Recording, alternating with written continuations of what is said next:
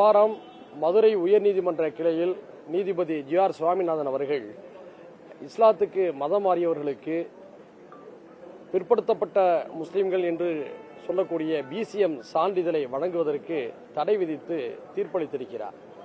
இந்த தடை என்பது அரசியல் சட்டம் வகுத்தளித்திருக்கக்கூடிய விதிமுறைகளுக்கு எதிரானது என்று கூறி எங்களை போன்ற ஜனநாயக சக்திகள் தொடர்ச்சியாக தங்களுடைய கண்டனத்தை தெரிவித்து வந்தார்கள். இது குறித்து தமிழ்நாடு அரசு உச்சநீதிமன்றத்தில் மேல்முறையீடு செய்ய வேண்டும் என்ற கோரிக்கையை நாங்கள் எல்லோருமே வலியுறுத்தி வந்தோம். அந்த அடிப்படையில் இன்றைய தினம் சட்ட நிபுணர்கள் அடங்கிய ஒரு குழுவுடன் மாண்புமிகு தமிழ்நாடு சட்டத்துறை அமைச்சர் திரு நிர்மல்குமார் அவர்களை சந்தித்து நாங்கள் இது குறித்து விரிவாக பேசினோம்.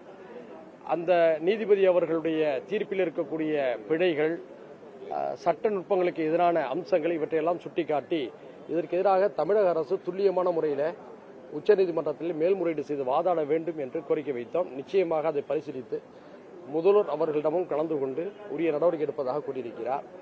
அது மட்டுமல்லாமல் கடந்த பக்ரீத் பண்டிகை என்று கால்நடைகளை குர்பானி என்னும் இறைவனுக்காக பலியிடக்கூடிய அந்த சடங்குகளை செய்கின்ற போது பல இடங்களில் அதிகாரிகள் சென்னை மதுரை உயர்நீதிமன்ற கிளை உத்தரவின் அடிப்படையில் நாங்கள் இதையெல்லாம் அனுமதிக்க முடியாது என்று சர்ச்சைகளில் ஈடுபட்டது உங்களுக்கு தெரியும். அந்த தீர்ப்புக்கு எதிராகவும் மேல்முறையீடு செய்ய வேண்டும் என்று மாண்புமிகு அமைச்சர் திரு நிர்மல்குமார் அவர்களிடம் கேட்டுக்கொண்டோம். கண்டிப்பாக ஓரிரு நாட்களில் அதையும் செய்வதாக கூறியிருக்கிறார். இந்த ரெண்டு விஷயங்களும் அரசியல் சாசன சட்டம் சிறுபான்மையினருக்கு தந்திருக்கக்கூடிய உரிமைகளை பறிக்கக்கூடிய விஷயமா இருக்கின்ற காரணத்தினால அரசியல் கூட்டணி இது போன்ற நிலைகளெல்லாம் கடந்து நீங்கள் ஆற்ற வேண்டிய ஒரு பணி என்பதை நாங்கள் எடுத்துரைத்தோம். அவர் முழுமையாக ஏற்றுக்கொண்டார். எங்களுடன் வந்த வழக்கறிஞர்கள் திரு ஜோ, திரு பிரசன்னா, திரு ஹசன், திரு அமீன், திரு சுவாதிஸ் உள்ளிட்ட எல்லா குழுவினரும் சேர்ந்து இது குறித்து அவரிடம் நாங்கள் விரிவாக எடுத்துரைத்துள்ளோம். கூடுதலாக என்னுடைய சிதம்பரம் சட்டமன்ற தொகுதிக்கு ஒரு சட்டக்கல்லூரி ஒன்றையும் நீங்கள் தர வேண்டும் என்ற கோரிக்கை நான் வைத்திருக்கிறேன். இந்த பட்ஜெட்டிலே நீங்கள் அதை அறிவிக்க வேண்டும். எங்கள் தொகுதி மக்கள் தொடர்ந்து அதை கோரிக்கையாக வைத்திருக்கிறார் என்பதையும் சொன்னேன். அதையும் கண்டிப்பாக முக்கியமான ஒரு கோரிக்கை இந்த 3 கோரிக்கை தான். சட்டத்துறை அமைச்சர் பார்க்கும்போது அதாவது சொன்னீங்களா? இல்ல அதை பேச வேண்டிய துறையிட்ட பேசணும். முதல்வரை சந்திக்கிறாரு, அப்புறமா பேசலாம். இது ஜீவாதார கோரிக்கைகள், பொது கோரிக்கைகள். அந்த அடிப்படையில் நம்ம வலியுறுத்தி இஸ்லாம் மதத்துக்கு வருகிறார்கள்னா அவங்களே எனக்கு இந்த சாதி வேணும்னு கேட்க முடியும். ஏன்னா அது லப்பைன்னு அவர் கேட்டிருக்காரு. இந்த வழக்குல சொல்லக்கூடியது அப்படி சாதி கேட்டு வாங்க முடியும். அதாவது சார், இஸ்லாத்தில் சாதி சிஸ்டம்லாம் இல்லை, உங்களுக்கு எல்லாருக்குமே தெரியும். மிக முக்கியமாக இந்த வழக்கில் இஸ்லாமிய மதத்தை தங்களுடைய வாழ்வியல் நெறியாக ஏற்றுக்கொண்டு வரக்கூடியவர்கள் ஏதாவது ஒரு பிரிவிலே தங்களுடைய வாழ்நிலை முன்னேற்றத்துக்கான சான்றிதழை பெற வேண்டியிருக்கிறது. அது நம்ம நாட்டுடைய சிஸ்டம் அப்படி இருந்துகிட்டு இருக்கு.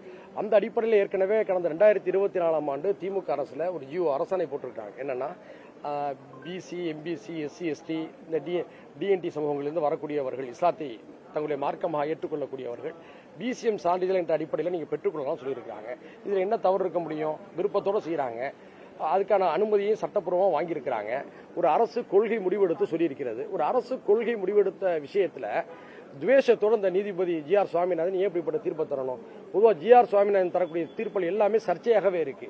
அதனால தான் நாங்கள் இன்னொரு கோரிக்கையும் வச்சிருக்கோம். மாண்புமிகு நம்முடைய சென்னை உயர்நீதிமன்ற தலைமை நீதிபதி அவர்கள் சாதி மதம் சார்ந்த எந்த வழக்குகளையும் ஜி.ஆர். சுவாமிநாதன் அவர்கள் விசாரிக்க தடை விதிக்க வேண்டும் என்ற கோரிக்கையை விடுத்திருக்கிறோம். அதாவது எளிய மக்கள், சிறுபான்மை மக்கள் சட்டத்தின் துணை கொண்டுதான் சில விஷயங்களை அவங்க வாட முடியுங்கிற நிலையை இன்னைக்கு நாட்டில் ஏற்பட்டிருக்கு. அதுலேயும் மண்ணொலி போடக்கூடிய வேலைகளை பார்க்கறத ஜனநாயக சக்திகள் ஏற்றுக்கொள்ளக்கூடாதுங்க.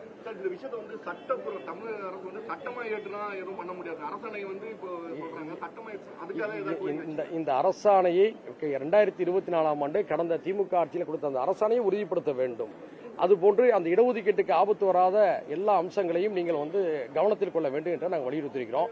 முழுமையாக இந்த சரத்தில் வாசிச்சு பார்த்தவர் கூடுதலாக என்ன சொன்னார்னா, இந்த விஷயத்தில் உங்களுடைய ஒப்பீனியன் தேவைப்பட்டால் நாங்கள் தொடர்பு கொள்கிறோம், உங்களுடைய சட்ட ரீதியான விஷயங்களை நீங்கள் கூடுதலாக எங்களுக்கு தரலாங்கிற செய்தியை அந்த அமைச்சர் சொல்லியிருக்கிறேன். நன்றிங்க. நன்றி.